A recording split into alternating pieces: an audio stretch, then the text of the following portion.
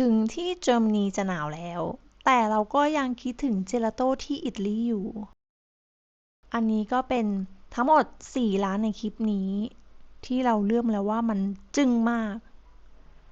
ร้านนี้นะคะ5 เต็ม 5เลยเถอะ ร้านเล็กมากแต่ว่ามันอร่อยที่สุดเลยอะตั้งแต่กินมา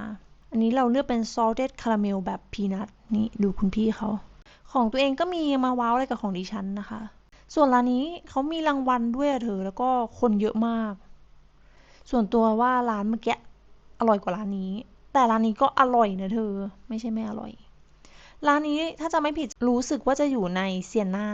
คนเยอะมากอยู่ในใจกลางเมืองอะเธอ ซึ่งใกล้ๆกับร้านนี้มันจะมีร้านนึงเขียนว่าเขาได้รับรางวัลอะไรสักอย่างเจลาโต้แหละ แต่คนน้อยเราก็เลยเลือกเข้าร้านนี้นะ อันนี้ก็เจอทั่วไปในอิตาลี ร้านนี้มันเป็นเหมือนเชนใช่ไหม ก็จะเห็นหลายสาขามากในอิตาลีนะจ๊ะ